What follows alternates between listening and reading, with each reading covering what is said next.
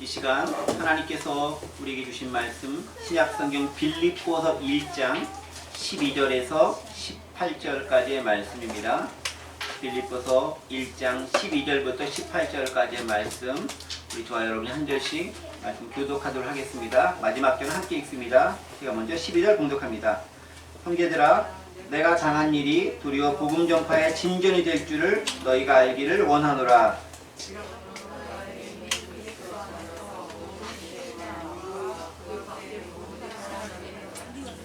형제 중 다수가 나의 매임으로 말미암아 주 안에서 신뢰함으로 겁없이 하나님의 말씀을 더욱 담대히 전하게 되었느니라.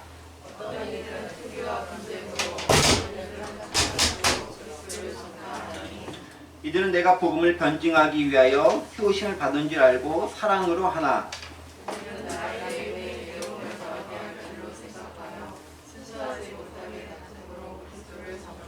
함께 봉독합니다. 그러므로 무엇이냐? 거칠애로 하나, 참으로 하나, 무슨 방도로 하든지 전파되는 것은 그리스도니 이로써 나는 기뻐하고 또한 기뻐하리라.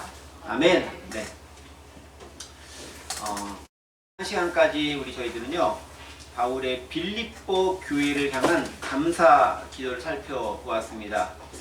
복음 안에서 참여하는 것, 그리고 사귀는 것, 그리고 풍성함이 넘치기를 바울은 간절히 원했고요. 그 모습이 빌립보 교인 가운데 함께하기를 간절히 원하는 그런 기도였던 것을 알 수 있었습니다. 그 바울의 마음과 바울의 정성이 담긴 그 기도가 오늘 또 저와 여러분과의 관계 속에서 우리 국악하는 가운데서도 풍성하게 넘쳐나기를 여전히 원합니다. 자, 이제 바울은요, 좀 더 구체적으로 빌립보 교인들에게 자신의 사정과 더불어서 이야기하고 싶은 것들을 말하기 시작을 합니다. 그것이 뭐냐면 복음과 관련된 겁니다. 무엇이라고요? 복음에 대한 것을 이야기하고자 했다는 복음에 대한 것. 바울은요, 처음부터까지 복음을 시작하고 마지막도 복음으로 마무리합니다. 복음이 바울의 기도의 제목이고 설교의 내용이고 축하하는 축복의 내용이기도 합니다.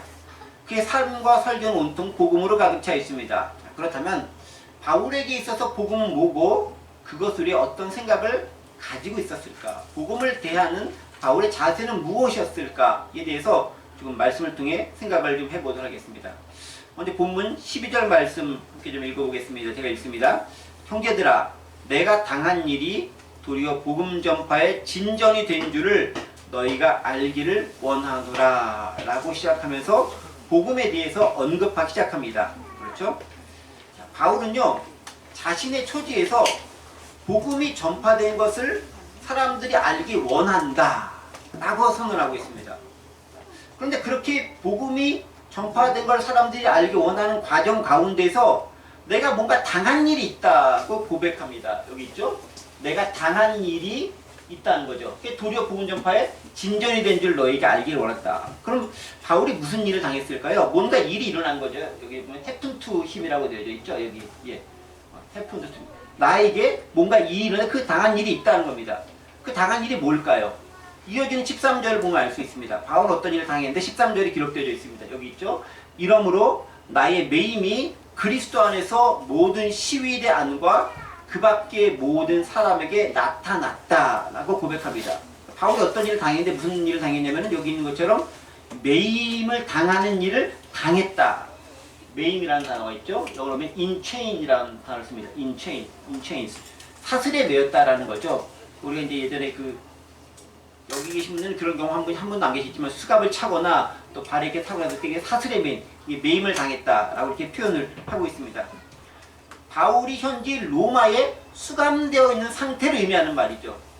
그러니까 바울에게 있어서 로마 감옥에 갇혀 있는 것, 수감이 된 게 오히려 도움이 되었다라는 거예요. 복음 진전. 신기한 일이죠? 자, 그런데 생각해 봅시다. 수감된 것, 감옥에 가 있는 것, 좋은 일일까요? 안 좋은 일일까요? 감옥에 가고 싶으신 분 아무도 안 계시죠? 저도 뭐 이렇게 가 계신 분들에게 복음을 전하기 위해 가는 것 외에는 저도 별로 가는 거 선호하지 않고 좋아하지 않습니다. 안 좋은 일입니다. 상황에 따라 다르긴 하겠지만 무척 힘들고 때에 따라 치욕스러운 일이 될 가능성이 많습니다. 그럼에도 바울은 뭐냐면 내가 지금 수감되어져 있는 것, 즉 로마 감옥에 갇혀 있는 게 전혀 부끄럽지도 않고 불편하지도 않고 오히려 그것 때문에 기뻐한다. 맨 마지막 18절은 기뻐하고 기뻐한다고 강조하면서 이야기하고 있습니다. 왜 그럴까요? 바울에게는 분명한 목표가 있었기 때문에 그렇다는 거죠. 그 목표가 뭡니까? 복음이 전파되는 게 바울의 목표였다는 거예요. 유일한 목표, 복음 전파. 즉 자신의 처지와 상관없이 복음이 전파되면 나는 그것으로 만족하고 그것으로 기뻐하겠다는 게 바울의 삶의 태도고 복음을 대하는 그의 자세였다는 것을 알 수 있습니다. 저는 이 구절 딱 보면서요, 뭐가 생각났냐면은 예전에 일제강점기 시절에 혹은 군부 정권 치하에서 나라의 독립을 위해 혹은 민주주의를 위해서 온갖 고난을 당했던 그 우국 열사들, 그분들이 순간적으로 머리에 떠올랐어요. 아, 바울이 로마 감옥에 갇혀서 전혀 내가 갇힌 것에 대해서 쇠사슬에 매인 것에 대해서 부끄러워하지 않고 그냥 당당하게 빌립보 교인들에게 서신을 보낼 수 있었던 것처럼 사실 우리도 일제강점기 시절에 독립운동을 하다가 잡혔지만 오히려 담대함과 당당함을 가지고 일본 순사들에게 큰 소리치고 오히려 그들에게 담대하게 나아갔던 그 모습들, 또 군부 정권 하에서 민주주의를 애쓰고 희생하면서도 감옥에 갇히면서도 그것을 부끄러워하지 않고 오히려 그것을 자랑스럽게 여기면서 내 한번 희생해서 이 땅에 민주화가 온다면 그것을 내가 만족하리라 라고 희생을 했던, 자처했던 그분들의 모습이 많이 오버랩되기 시작했습니다. 비록 몸은 고달프고 상하고 또 때에 따라 불구가 되고 죽기까지 했지만 그들은 기뻐했습니다. 왜 그래요? 나라의 독립과 민주주의라는 가치를 실현하는 데 기여할 수 있기 때문에 그런 거죠. 크고 작은 간에. 즉 민주주의와 국가라는 대의를 위해 자신의 고난과 수감이 오히려 감사함으로 작용했던 것을 알 수 있습니다. 복음을 전한 일에도 마찬가지인 거죠. 지금은 물론 대한민국에서는 교회 다녔다고 해서 복음 전한다고 해서 그렇게 잡혀가진 않아요. 다만 요즘 좀 그와 좀 상반된 의미로 교회 다니는 것이 좀 핍박을 받고 어려움을 당하는 시대가 되었긴 하지만 사실은 복음을 믿고 전하는 게 그렇게 어려운 시대가 지금은 아닙니다. 그러함에도 우리 예전의 신앙의 선배들은 초창기 기독교가 들어왔었을 때 또 일제강점기 또 6.25 한국전쟁 그리고 이렇게 시대를 지나면서 많은 신앙의 선배들이 몸을 바쳐서 복음을 애쓰고 투쟁하고 싸워온 까닭에 오늘 우리가 이런 곳에서 예배할 수 있게 되었다. 얼마나 감사한 일이 아닌가 싶다는 거죠. 때로 우리가 삶을 살다 보면 복음 때문에 고난과 어려움을 당하는 경우가 많이 있습니다. 예수 믿기 때문에 교회 다니기 때문에 제가 얼마 전에 그런 얘기를 살짝 들었어요. 뭔가 문제가 좀 있어서 얘기를 딱 하는데 여기가 교회였어요? 난 처음 알았네? 라고 하시는데 그 뉘앙스가 상당히 좀 부정적인 뉘앙스를 가지고 이야기하시는 게 느껴졌어요. 이게 교회면 안 되는 건가? 이제 그런 생각이 드는 거죠. 항의의 말을 하려다가 그냥 지나갔습니다. 그게 이제 우리를 바라보는 시선일 수 있다는 거죠. 워낙 요새 기독교가 사회적인 부분들에 있어서 좀 온전치 못한 모습을 보이고 또 욕을 많이 먹고 하니까 그런 의미에서 부정적으로 보는 것도 있겠지만 그러나 기본적으로 교회에 대해서 가지고 있는 그릇된 시각 또 온전치 못한 시각, 부정적인 시각이 있는 것은 어쩔 수 없는 것 같습니다. 그렇다면 우리는 그것을 어떻게 반응해야 되겠는가? 오히려 기뻐하고 즐거워할 수 있겠는가? 사실 쉽지 않아요. 제가 몇 번 이렇게 그런 경우 당해봤는데 기분이 별로 좋지 않아요. 바울은 기뻐하고 즐거워하고 좋다라고 얘기하는데 바울은 저하고 딴 세상에 사시는 좀 그런 분 같아요. 저는 별로 이렇게 썩 마음이 즐겁지 않아요. 한번 이제 그런 일이 있거나 이렇게 이야기를 하고 나면은 며칠간 마음이 무척 어둡습니다. 괜히 속상하고 막 그렇긴 해요, 사실. 그러면서 바울은 고백합니다. 내가 복음이 전파되면 그것을 내가 기뻐한다. 내가 메인 것으로 인해 전파된다? 기뻐한다라는 거예요. 근데 정말 그런 반전이 일어나지 않습니까? 바울이 로마의 감으로 비록 감옥에 갇혔지만 그것 때문에 복음이 전해지고 바울이 그것에 가서 다른 사람들에게 그리스도를 얘기하고 복음 전파가 로마에게까지 일어나는 놀라운 역사가 일어나게 된다는 거죠. 역설과 반전이 일어나는 거죠. 어떻게 그게 가능할까요? 그게 저는 복음이 가진 생명력이라고 생각합니다. 복음은 생명력이 있어요. 말씀은 그 자체로 능력이 있어요. 그래서 말씀은 짓밟으면 짓밟을수록 더 강력하게 튕겨져 나갑니다. 용수철인 거예요. 강하게 밟을수록 더 강하게 튀어나와서 훨씬 더 멀리까지 전파되는 힘과 능력이 있다는 거죠. 그게 복음의 능력입니다. 복음을 또 씨앗으로 비유하지 않습니까? 처음엔 자꾸 보잘것없지만 심겨지기만 하면 그 씨앗은 엄청나게 자라서 주변에 새들이 깃들일 수 있는 나무가 되기도 합니다. 복음은요, 사실 고난을 먹고 자랍니다. 싫긴 하지만 사실이에요. 역설적이지만 고난을 통해 복음은 더 잘 전파됩니다. 가장 비근한 예가 여러분 초대교회에 가해졌던 박해고, 그 박해는 복음이 온 천하에 전파되는 계기가 되었습니다. 로마인들, 유대인들, 기독교인들과 복음을 무척 박해 있습니다. 그런데 그 박해로 인해 그들은 흩어지면서 흩어진 곳에 복음을 전하기 시작하는 거예요. 여러분, 이게 기독교 시대뿐만이 아니라 그 전에 유대인 시절에도 마찬가지였습니다.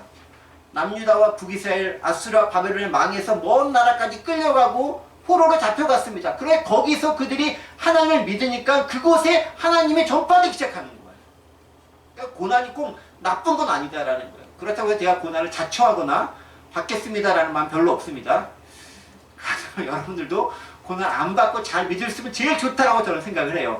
그러나 그렇다 할지라도 감사할 수 있어야 된다는 겁니다. 사도행전 8장 1절부터 4절이 그것에 대해 증거하는 그런 구절과 내용이 나옵니다. 제가 읽어볼게요. 사울은 그가 죽임당함을 마땅히 여기느라, 사울은 오늘 편지를 쓴 바울을 얘기합니다. 그래서 그가 죽임당함을 마땅히 여기느라, 그가 누구죠? 스데반입니다. 그날에 예루살렘에 있는 교회에 큰 박해가 있어 사도 외에는 다 유대와 사마리아 모든 땅을 흩어지니라. 경건한 사람들이 스데반을 장사하고 위하여 크게 울더라. 사울이 교회를 잔멸할세 각 집에 들어가 남녀를 끌어다가 옥에 넘기니라. 그 흩어진 사람들이 두루다니며 복음의 말씀을 전할세. 그렇죠. 박해가 있었는데 그 박해 때문에 흩어진 곳에서 복음의 전파가 이루어져 갔다는 거예요. 자, 그러면 박해가 있어야 될까요? 없어야 될까요? 저는 없이 자발적으로 복음을 잘 전했으면 좋겠어요. 그러나 그걸 안 한다면, 그게 막히면 박해를 통해서라도 복음은 전파되게 하나님의 역사하심이 있다라는 거예요. 그러니까요, 그대로 꼭 적용할 것은 아니지만 하나님께서 좋은 말을 할 때 복음 전파 잘하고 말씀 순종 잘하는 게 잘하는 거예요. 안 그러면 박해를 통해 전파할 수밖에 없는 상황을 만들거나 고난을 통해 예수를 잘 믿을 수밖에 없는 상황에 처하게 되더라라는 거예요. 좋을 때 잘하는 게 잘하는 거다. 고난받고 잘하면, 잘하는 건 결과는 똑같지만 내 몸이 힘들고 내 가족이 힘들고 내 주변 사람들이 힘들 수 있다는 겁니다. 기회 줄 때 잘하는 게 중요합니다. 어쨌든 고난을 당하는 사람은 힘들지만 그 고난에 의해서 어떠한 자세를 견지하며 살아가는가 우리는 다시 한번 생각해 볼 필요가 있습니다. 자, 그렇다면 구체적으로 어떤 방법으로 복음의 전파가 이루어졌을까? 바울은 그것을 실제 자신의 경험을 통해서 빌립보 교인들에게 이야기하고 있습니다.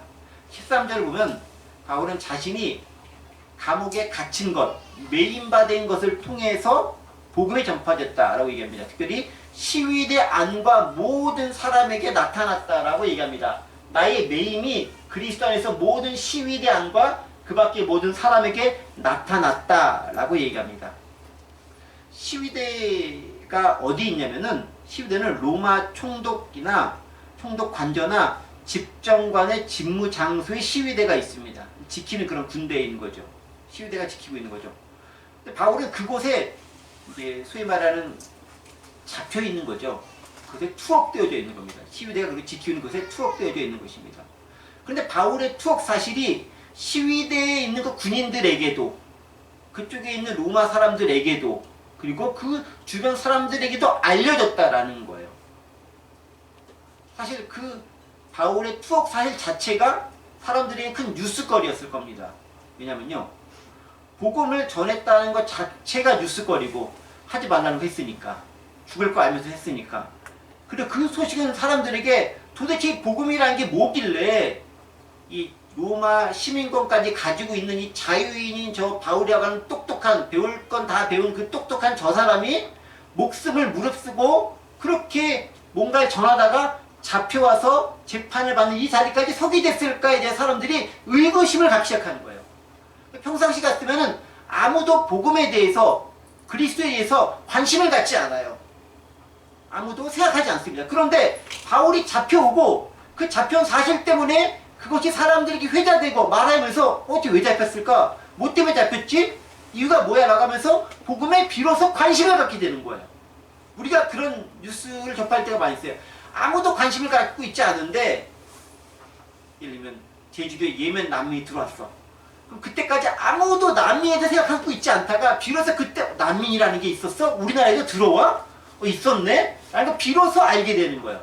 우리나라 사람의 반응은 주로 부정적이긴 했지만 어쨌든 그걸 통해서 그것이 사람들에게 회자되고 사람들에게 관심을 갖게 된 계기가 마련되더라라는 거예요. 복음도 그렇게 알려지는 거죠. 바울이 왜 잡혀왔어? 저 사람 믿는 게 뭐야? 왜 그런 거야? 궁금한데 호기심을 자아내게 만들었다는 거죠. 복음에 대해 사람들이 관심을 갖게 만들었다는 겁니다. 그리고 그 결과 시위대뿐만 아니라 모든 사람에게까지 그 복음이 전해졌다는 거예요. 믿었냐 안 믿었냐는 둘째 문제고 일단 전해졌다는데 핵심적인 내용이 있습니다. 그리고 바로 이 사실, 그렇게 바울이 쇠사슬에 갇히면서 로마 감옥에 들어가 있긴 하지만, 물론 그 감옥은 정확히 얘기하면 가택연금용도 상태입니다. 감옥에 들어가 있긴 하지만 바로 그것이 복음을 전파할 사명을 가진 또 다른 사람들에게 커다란 동기부여와 용기가 되었다라는 거예요. 바울의 수감과 그로 인한 복음이 전파됨이 다른 기독교인들에게 자극이 돼서, 아 그래?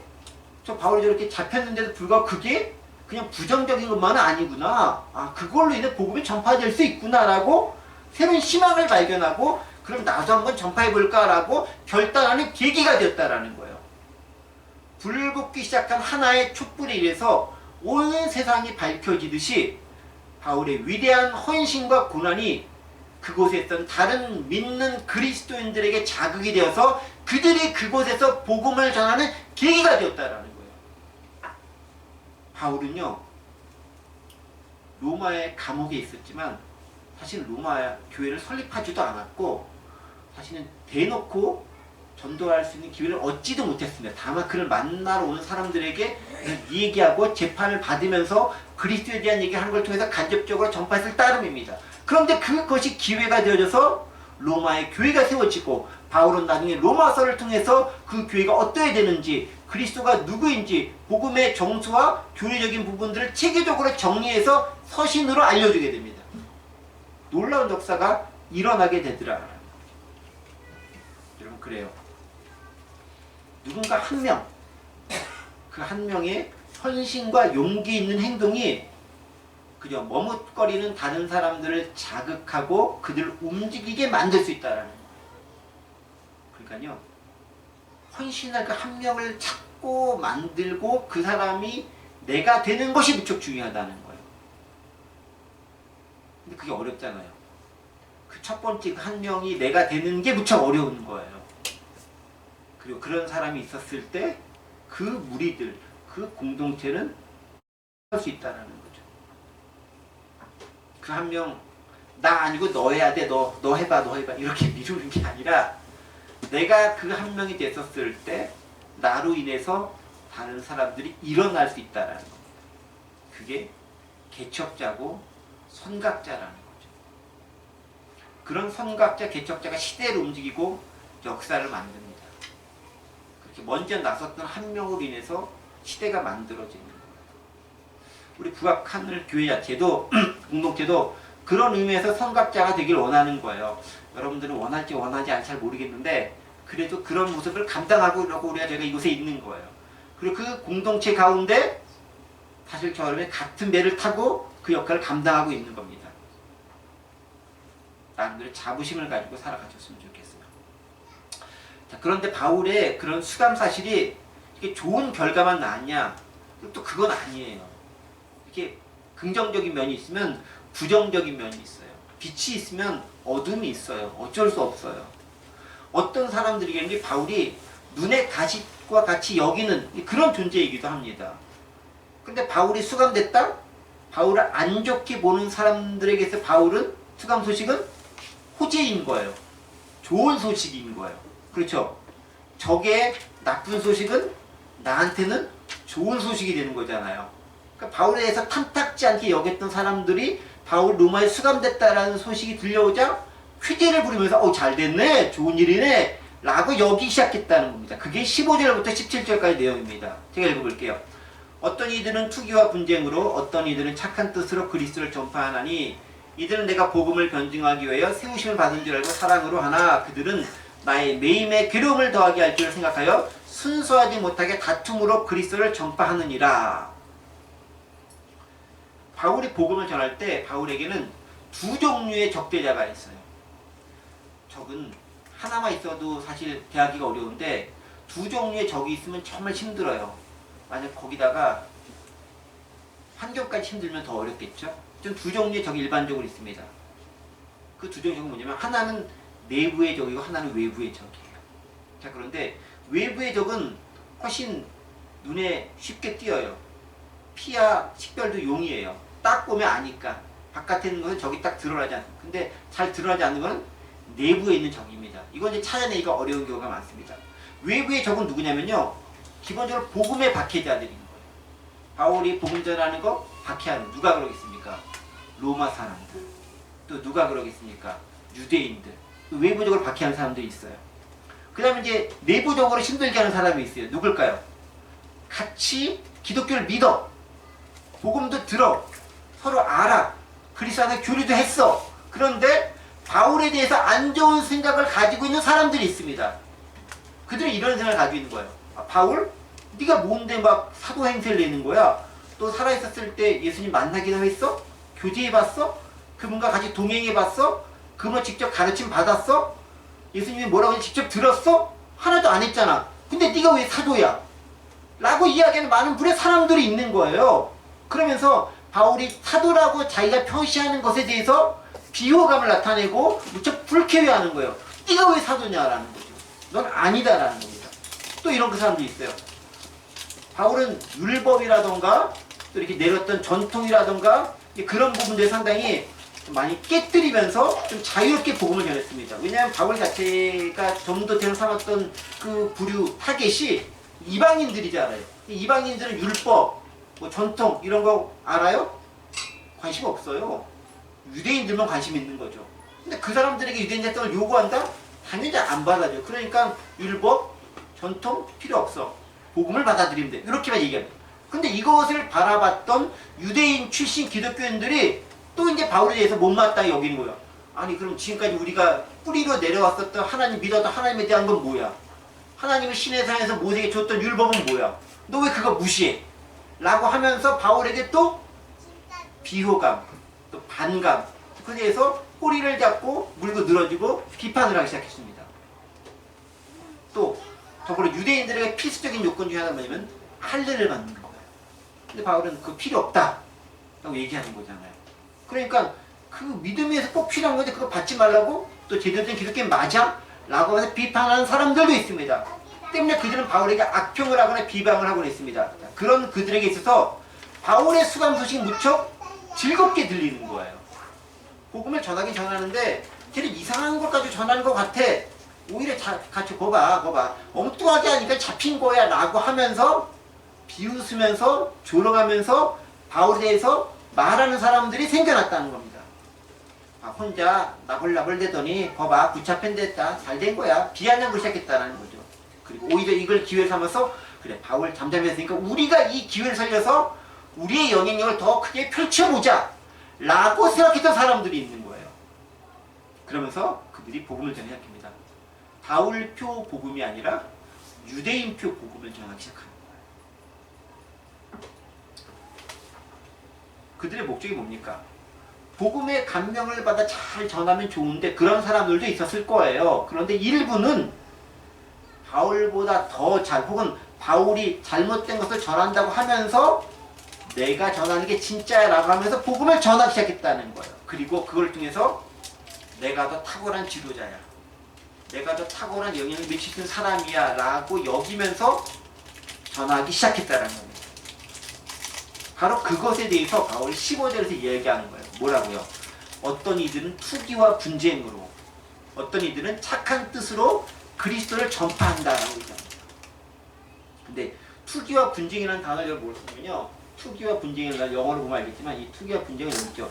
NBN 라이벌리.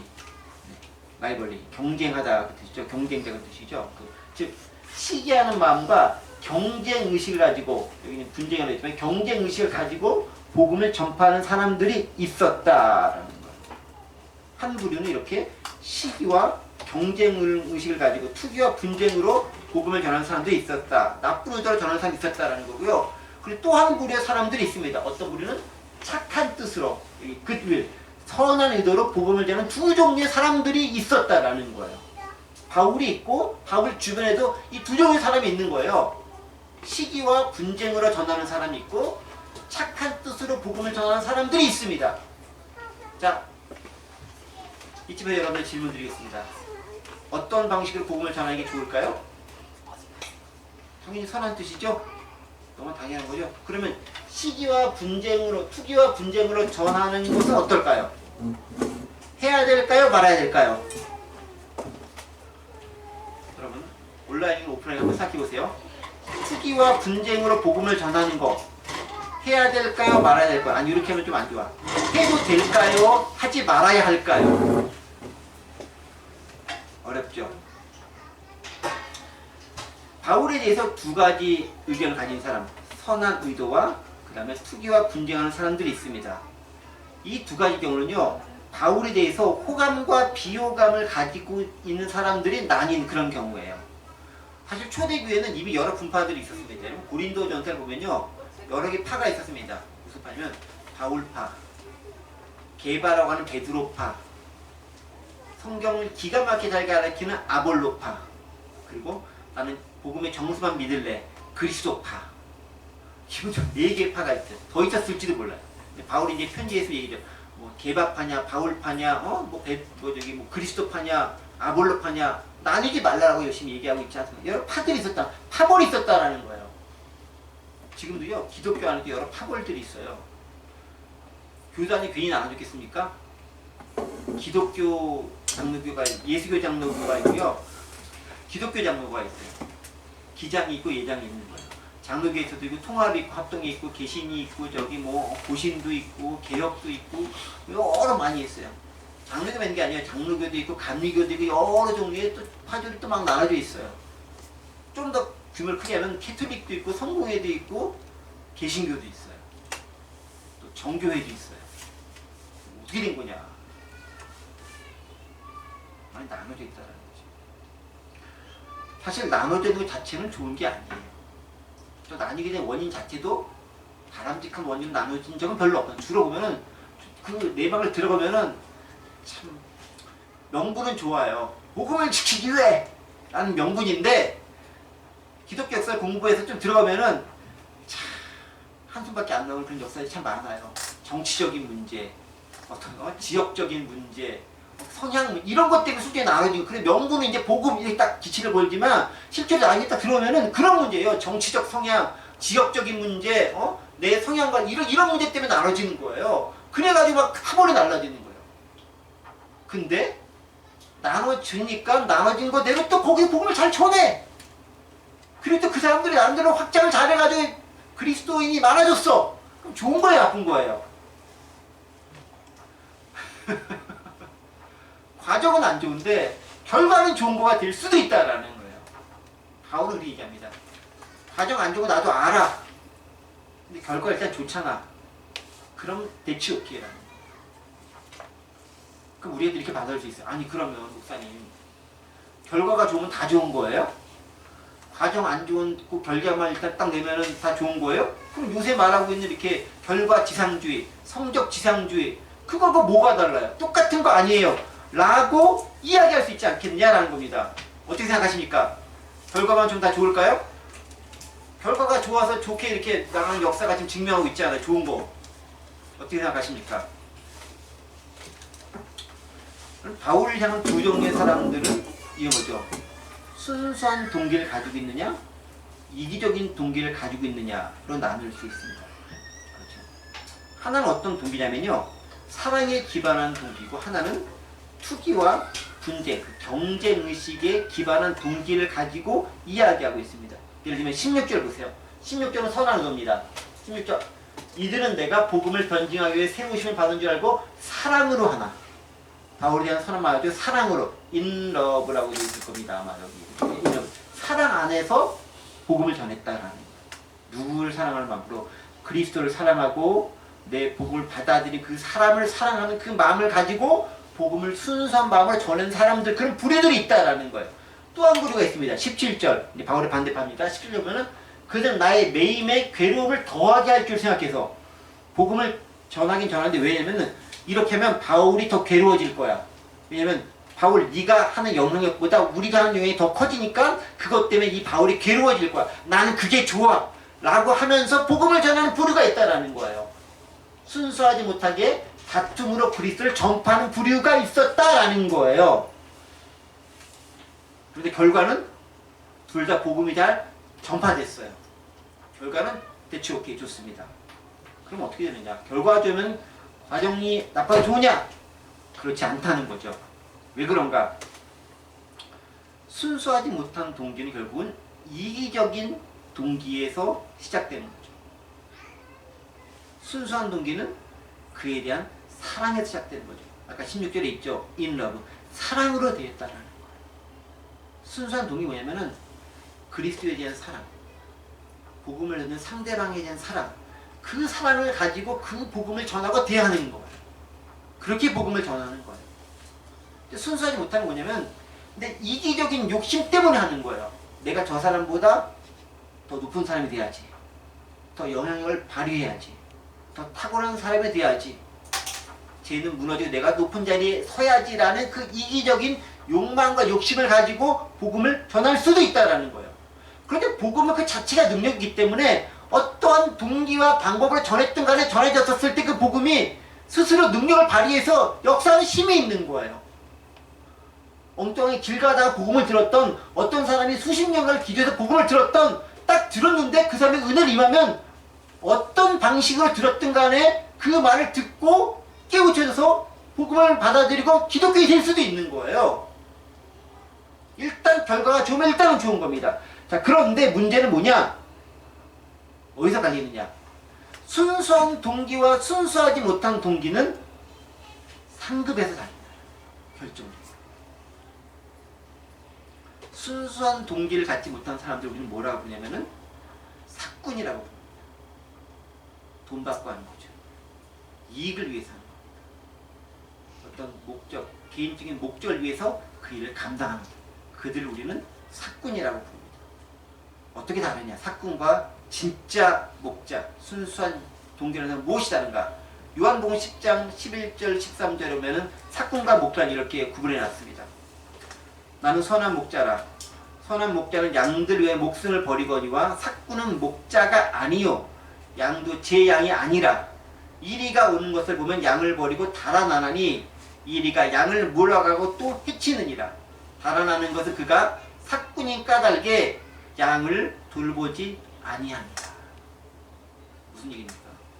선한 목자, 선한 동기를 가진 사람은 양을 위해 목숨을 버린다라. 아까 얘기했죠? 사랑으로 전파한다. 그 사람을 사랑하기 때문에 내가 이익이 있든 없든 관계없이 복음을 전하는 거예요. 내가 혹 해가 될지라도 그 사람이 잘 되는 거라면은 그냥 주는 거예요. 조건 없이 주는 거죠. 그게 이제 주는 이제 부모님의 사랑이 그런 사랑인 거잖아요. 그렇게 전한 부류가 있는데 사건은 그게 아니라 나한테 이익이 안 되면은 언제라도 그만둬 버리는 거예요. 일했는데 돈 안 줘? 내가 왜 이래? 딱 가고. 오늘날 직장이 이제 그런 직장인 경우가 많잖아요. 월급을 어떻게 주느냐에 따라, 연봉에 따라, 대우해주는 것에 따라, 직급에 따라 더 있느냐 관두느냐가 결정되는 거잖아요. 물론 직장을 이런 것까지 순수한 동기로 이렇게 다니라고 여러분들이 얘기하는 게 아니에요. 다만 우리가 그렇게 나뉘어질 수 있다라는 걸 지금 말씀을 드린 겁니다. 진짜 동기는 뭡니까? 사랑에 있어야 된다라는 거예요. 그게 양을 돌보느냐 안 돌보느냐의 가장 핵심적인 판단하는 기준이 된다는 거예요. 그리고 위기상황이 닥쳐오면 비로소 드러나는 겁니다. 어떻게? 진짜 사랑하는 사람 위기상황이 났을 때 내 목숨을 걸고 양을 구해내는 거예요. 근데 사꾼은 양 버리고 도망가는 거예요. 내게 아니니까. 그리고 문제는 뭡니까? 사랑으로 하지 않으면 나중에 상급이 없다. 고린도전서 13장 3절에 이런 말씀이 있습니다. 내가 내게 있는 모든 것으로 구제하고 또 내 몸을 불사르게 내어줄지라도 사랑이 없으면 내게 아무 유익이 없느니라. 뭐라고 되어 있죠? 사랑이 없으면 그 다음에 중요합니다. 내게 아무 유익이 없다. 누구한테요? 나한테 유익이 없다라는 거예요. 나한테. 다른 사람에게 유익이 될 수 있어요. 내 목숨을 내주고 좋은 거 해주니까 그 사람 물질적인 도움을 줬으니까 도움이 될 수 있어. 근데 난 다 줬지만 나한테 유익이 없다라는 거예요. 아십니까? 왕창 퍼줬어. 사랑이 없어. 나한테 유익이 없다. 그게 하나님이 우리를 보시는 기준이라고. 그러니까 냉수 하나를 준다 할지라도 사랑의 마음으로 그 사람에게 줘야 되는 거예요. 옅다 미운 녀석 얼른 먹고 꺼져버려 라고 아무리 비싼 거 줘봐야 의미가 없는 거예요. 작은 것 하나지만 사랑을 담아 줄 때 그게 내게 유익이 있다라는 거. 그 얘기를 지금 하고 있는 거예요. 선한 동기와 거짓된 동기는 그게 다르다라는 것을 이야기하고 있다는 거죠. 근데 바울은 그거 다 아는 거예요. 그러면서도 뭐라고 얘기합니까? 그리스도가 전파되게 난 그걸로 족하다라는 거예요. 그러나 여러분 보세요. 천국에 갔었을 때 순수하지 못한 의도로 저런 사람인데 하나님 뭐라고 얘기하면 내가 너를 모른다 할 수 있는 거예요. 내가 복음도 전했는데요. 주님과 식사도 했는데요. 가르침도 들었는데요. 그거 했지.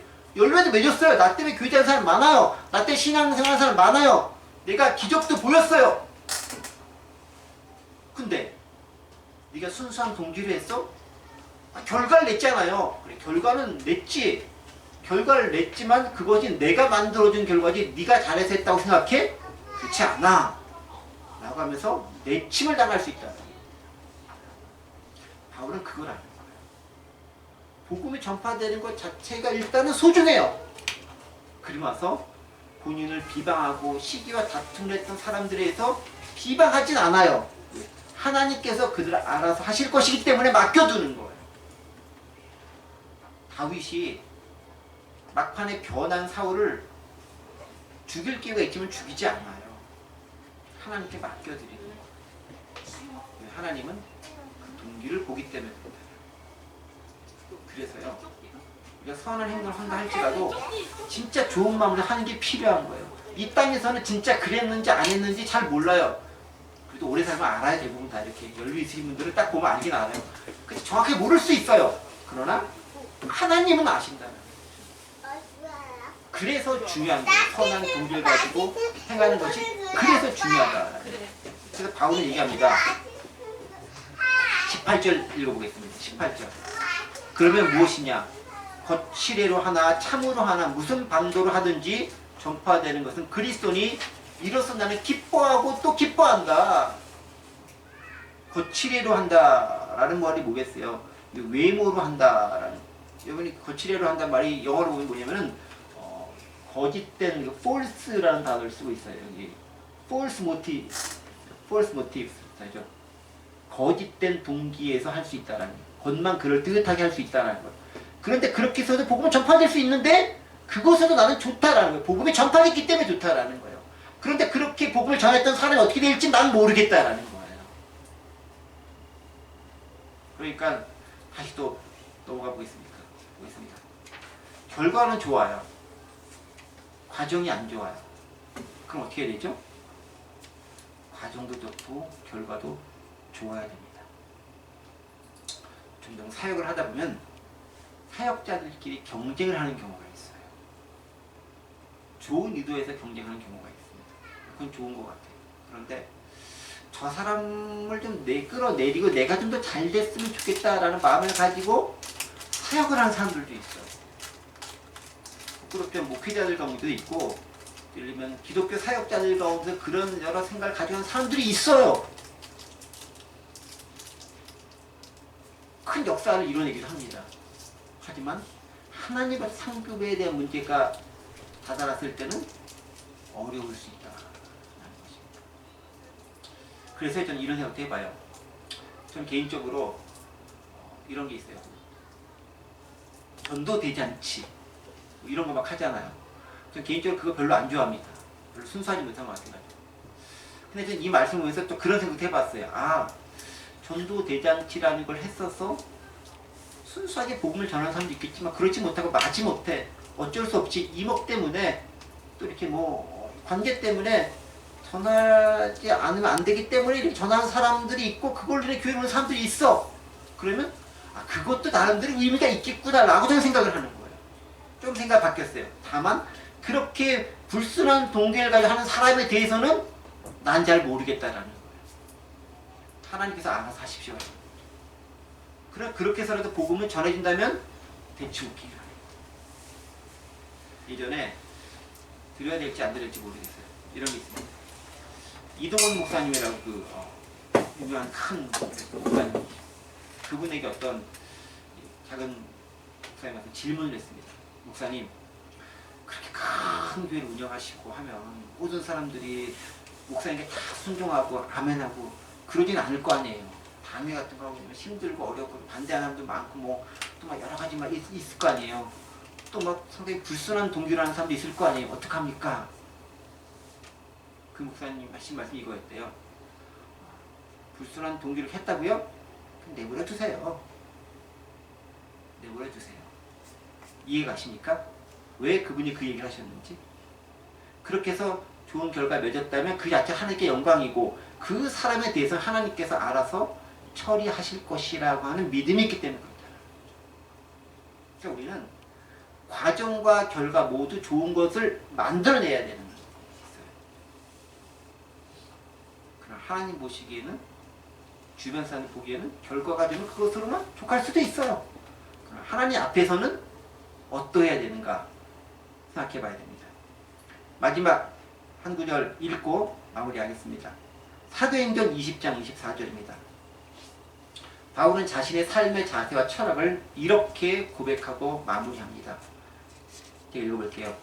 내가 달려갈 길과 주 예수께 받은 사명 곧 하나님의 은혜의 복음을 증언하는 일을 마치려 하면은 나의 생명조차 조금도 귀한 것으로 여기지 아니하노라. 고린도전서 10장 33절입니다. 나와 같이 모든 일에 모든 사람을 기쁘게 하여 자신의 유익을 구하지 아니하고 많은 사람의 유익을 구하여 그들로 구원을 받게 하라. 바울의 복음을 전하는 자세였습니다. 저와 우리 북악가들 공동체원들 모두 이러한 바울의 모습 함께 본받으면서 하나님의 말씀을 제대로 전하고 복음에 합당한 삶을 살고 하나님으로부터도 인정받을 수 있는 귀한 공동체 구성원이 되기를 간절히 원합니다.